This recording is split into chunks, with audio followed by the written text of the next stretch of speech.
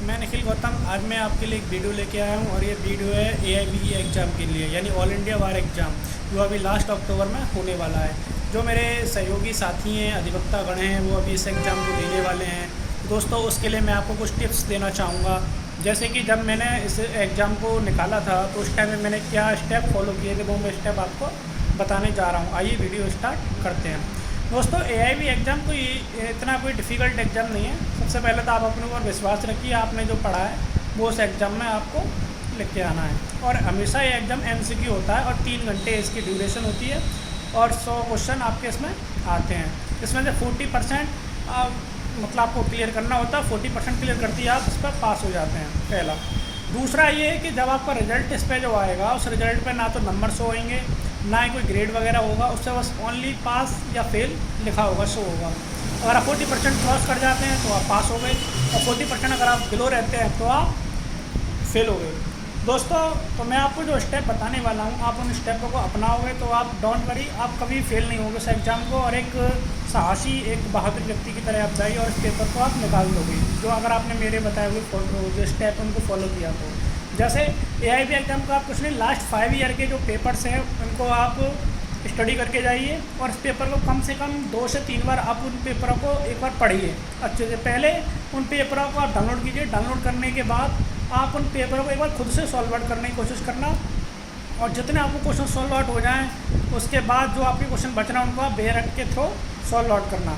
जिससे आप उनको 2-3 बार पढ़ोगे तो पेपर आपको याद हो जाएंगे और आपको उसका फॉर्मेट कैसे आता है, कैसे कैसे क्वेश्चन पूछे जाते हैं, ये आपके दिमाग में मतलब चढ़ जाएंगे कि हाँ पेपर कैसे आता है। इस तरीके से आपको एक टिप मिल जाएगी, हाँ पेपर किस तरीके से आता है और हमें किस तरीके से उसमें क्वेश्चन पूछे जाते हैं और हम उसको किस तरीके से कर सकते हैं, हल कर सकते हैं।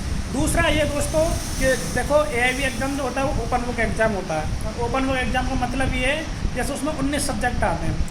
आपके पास अगर 19 सब्जेक्टों को बेरक्ट हैं तो आप 19 के 19 बेरक्ट आप ले आ सकते हो हॉल में, जहाँ आपका पेपर सेंटर है वहाँ पर सेंटर में ले आ सकते हो और आप ओपन बुक करके उस पेपर को दे सकते हो। तो इसमें कोई घबराने की बात नहीं है। आप पेपर ओपन बुक पेपर है, पर आपको इस पेपर में एक चीज़ सताएगी, वो ये अगर आपने बेरक्ट नहीं पढ़ा है तो आपको फिर क्वेश्चन का आंसर ढूंढने में प्रॉब्लम होगी। अगर आपने बेरक्ट पढ़ा है, अच्छे से पढ़ा है, तो आपको कोई नो प्रॉब्लम नहीं होगी, कोई प्रॉब्लम कैसी भी दिक्कत नहीं आएगी, सीधा आपका। और दोस्तों, एक चीज़ बताता हूँ, जब मैंने AIBE 17 दिया था, 17 दिया था, तो उस टाइम पे क्या था, ज़्यादातर जो उस पेपर में जो क्वेश्चन वगैरह जो आए थे वो ज़्यादातर क्या थे, मतलब जो हमारे बेरक्ट होते हैं उसके इंडेक्स में से ही पूछे जाते हैं। जैसे सेक्शन वाइज ज़्यादातर मैक्सिमम क्वेश्चन आए थे। जैसे मान लीजिए आपका 100 नंबर का पेपर है, तो 100 नंबर में से आपके 40 क्वेश्चन ऐसे हैं जो आपके सेक्शन वेज हैं। अगर आपको सेक्शन पढ़ना आता है या सेक्शन याद है, या आप बेरक्ट में सेक्शन आराम से उसके इंडेक्स में देख सकते हैं आराम से, तो आप ऐसे ही पास हो गए। दूसरा, उसमें जो 60% थे, 60 में से 40% क्वेश्चन आपके ऐसे आते हैं उनके एग्जाम्पल तौर पर। जैसे मान लीजिए A ने B का सामान चुराया, सामान चुराने के बाद उसने उस सामान को बेच दिया, तो जो बेचने वाला जो जिसने चोरी का सामान खरीदा है, क्या वो अपराधी है? इस तरीके से क्वेश्चन आपसे उससे पूछा जाएगा, है कि नहीं है, ऐसा अपराधी है। तो इस तरीके से आपको क्वेश्चन वगैरह पूछा जाता है।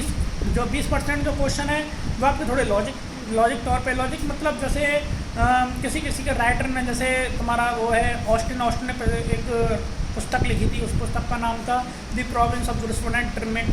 बेंथम ने लिखी थी the province of jurisprudence defined, ऐसे करके बुक लिखी है।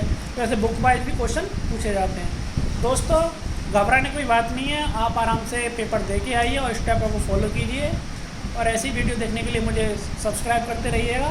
Thank you and all the best for AIBE exam. Thank you.